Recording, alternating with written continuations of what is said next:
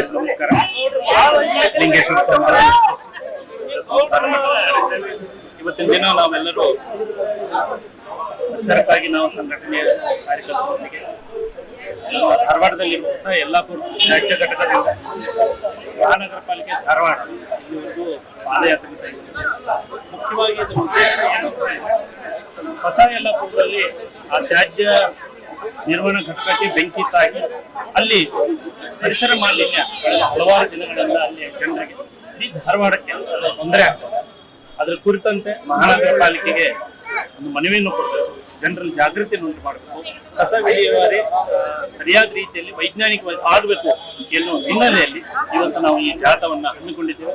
ಈಗಾಗಲೇ ಪಾಲಿಕೆ ಆಯುಕ್ತರಿಗೆ ಇದರ ಕುರಿತಂತೆ ನಾವು ಮನವಿಯನ್ನು ಕೊಟ್ಟಿದ್ದೇವೆ, ಮನವರಿಕೆಯನ್ನು ಮಾಡಿಕೊಟ್ಟಿದ್ದೇವೆ.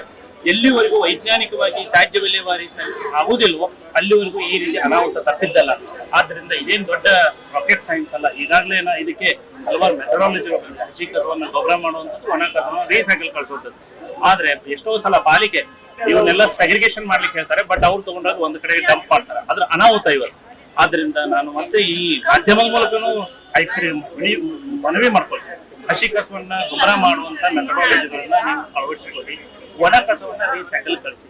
ಪ್ಲಾಸ್ಟಿಕ್ ಬಳಕೆಯ ನಿಷೇಧ ಇದು ಒಂಥರ ಅದು ಅರಣ್ಯ ರೋಗ, ಅದನ್ನ ಮಾಡ್ಲಿಕ್ಕೆ ಸಾಧ್ಯ ಇಲ್ಲ ಅನ್ನುವಂಥ ಪರಿಸ್ಥಿತಿ ಬಂದಿದೆ. ಆದ್ರೆ ಪ್ಲಾಸ್ಟಿಕ್ ಒಂದು ಇಂಥ ವಸ್ತು, ಅದು ಎಷ್ಟು ಬೇಕಾದ್ರೆ ಸ್ವಲ್ಪ ರೀಸೈಕಲ್ ಮಾಡಬಹುದು, ಎಲ್ಲಾ ಪ್ಲಾಸ್ಟಿಕ್ ರೀಸೈಕಲ್ ಮಾಡಬಹುದು. ಆದ್ರೆ ಅದನ್ನ ಸಪರೇಟ್ ಆಗಿ ಕಲೆಕ್ಷನ್ ಮಾಡ್ಕೊಂಡು ರೀಸೈಕಲ್ ಕಳಿಸುವಂತ ವ್ಯವಸ್ಥೆ ಆಗಬೇಕು. ಅದನ್ನ ಮಹಾನಗರ ಪಾಲಿಕೆ ಮಾಡಬೇಕು. ಅದಕ್ಕೆ ಬೇಕಾದಂತ ಎಲ್ಲ ಸಹಕಾರವನ್ನ ಪರಿಸರಕ್ಕಾಗಿ ನಾವು ಸಂಘಟನೆಯಿಂದ ನಾವು ಕೊಡ್ತೇವೆ. ನಮ್ಮ ಕಡೆಗೆ ನಮಗೇನು ಗೊತ್ತಿದೆ ಅದನ್ನೆಲ್ಲ ಅವ್ರಿಗೆ ತಿಳಿಸ್ತೇವೆ, ಜನರ ಜಾಗೃತಿ ಮಾಡ್ತೇವೆ ಅಂತ ಕೂಡ ನಾವು ಹೇಳಿದ್ದೇವೆ. ಅದಕ್ಕೆ ಸೂಕ್ತವಾಗಿ ಸ್ಪಂದಿಸಿದ್ದಾರೆ. ಇವತ್ತು ಹಲವಾರು ಕಾಲೇಜುಗಳಿಂದ ವಿದ್ಯಾರ್ಥಿಗಳು ಕೂಡ ಈ ಜಾಥಾದಲ್ಲಿ ಭಾಗವಹಿಸಿದ್ದಾರೆ.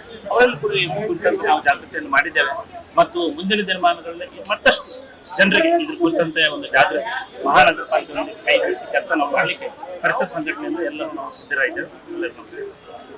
ಪರಿಸರಕ್ಕಾಗಿ ನಾವು ಸಂಘಟನೆ ಇವತ್ತು ಹೊಸ ಯಲ್ಲಾಪುರ ತ್ಯಾಜ್ಯ ವಿಲೇವಾರಿಯ ಇದರಿಂದ ಹಿಡಿದು ಮಹಾನಗರ ಪಾಲಿಕೆಯವರೆಗೆ ಜಾಥಾ ನಡೆಯಿತು.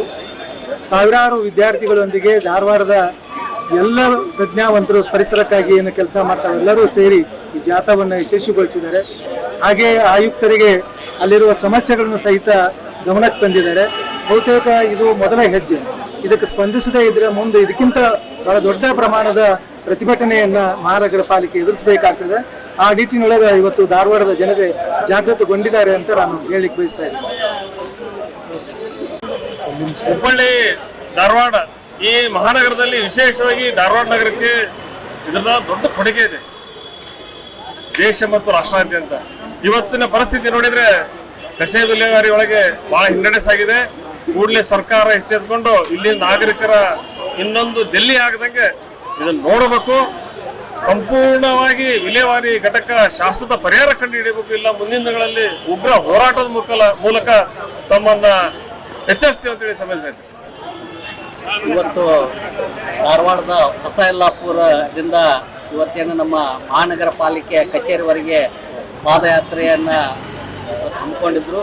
ಎಲ್ಲ ನಮ್ಮ ಧಾರವಾಡ ಜನತೆಯ ಪರಿಸರವಾದಿಗಳು ಹಾಗೂ ಎಲ್ಲ ಕಾಲೇಜ್ ನಮ್ಮ ವಿದ್ಯಾರ್ಥಿಗಳು ಹಾಗೂ ಧಾರವಾಡ ಧ್ವನಿಯಿಂದ ಇವತ್ತು ಎಲ್ಲರೂ ಒಂದು ಸಂಘಟನೆ ಮೂಲಕ ಇವತ್ತು ಪಾದಯಾತ್ರೆಯನ್ನು ನಮ್ಮ ಈ ಮಹಾನಗರ ಪಾಲಿಕೆಗೆ ಬಂದಿದ್ದಾರೆ.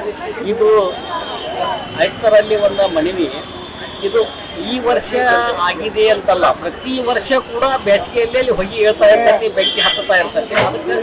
ಇದಕ್ಕೆ ಈ ಮಹಾನಗರ ಪಾಲಿಕೆ ಒಂದು ಸರಿಯಾದಂಥ ಸೂಕ್ತವಾಗಿ ಅದಕ್ಕೆ ಒಂದು ವ್ಯವಸ್ಥೆಯನ್ನು ಮಾಡಬೇಕು. ಇಲ್ಲ ಅಂತಂದ್ರೆ ಇದು ಪ್ರತಿ ವರ್ಷ ಇದು ಆಗ್ತಾನೇ ಇರ್ತೈತೆ, ಪ್ರತಿ ವರ್ಷ ಆಗ್ತಾ ಇರ್ತೈತೆ. ಪ್ರತಿ ವರ್ಷ ಅಲ್ಲಿ ಇರುವಂಥ ಆ ಏರಿಯಾದಾಗ ಇರುವಂಥ ಎಲ್ಲ ಸಾರ್ವಜನಿಕರಿಗೆ ಇದು ಬಹಳ ದೊಡ್ಡ ಪ್ರಮಾಣದ ಆರೋಗ್ಯಕ್ಕೆ ಹಾನಿಕರ ಆಗ್ತಾ ಇದೆ. ಮತ್ತು ಯಾಕಂದ್ರೆ ಅಲ್ಲಿ ಇರುವಂಥ ಏರಿಯಾದೊಳಗೆ ಬಹಳ ಅಸ್ತಮಾ ಪೇಷಂಟ್ಗಳು ಇರ್ತಾವೆ, ವಯಸ್ಸಾದವ್ರು ಇರ್ತಾರೆ, ಅವರೆಲ್ಲರಿಗೂ ಕೂಡ ಇವತ್ತು ಈ ಆಗೋದ್ರಿಂದ ಬಹಳ ನಮ್ಮ ಆರೋಗ್ಯದ ಮೇಲೆ ದೊಡ್ಡ ದೊಡ್ಡ ಪರಿಣಾಮ ಆಗ್ತಾ ಇದೆ.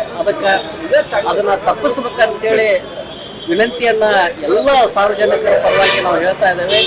ಅದನ್ನು ಸರಿಯಾಗಿ ವ್ಯವಸ್ಥೆ ಮಾಡದೇ ಇದ್ದರೆ ಇವತ್ತು ಮುಂದಿನ ದಿನಮಾನಗಳಲ್ಲಿ ಧಾರವಾಡದಾಗಿರುವಂಥ ಎಲ್ಲ ಸಂಘಟನೆಗಳು ಸೇರಿಕೊಂಡು ದೊಡ್ಡ ಪ್ರಮಾಣ ಈ ಧಾರವಾಡ ಮಹಾನಗರ ಪಾಲಿಕೆಯ ವಿರುದ್ಧವಾಗಿ ಇವತ್ತು ಪ್ರತಿಭಟನೆಯನ್ನು ಹಮ್ಮಿಕೊಳ್ತೇವೆ ಅಂತೇಳಿ ಈ ಮೂಲಕ ನಾನು ಎಚ್ಚರಿಕೆಯನ್ನು ಕೊಡ್ತೇನೆ. ಧನ್ಯವಾದಗಳು. ಈಶ್ವರ್ ಶಿವಾಳಿ, ಧಾರವಾಡ ಧ್ವನಿ.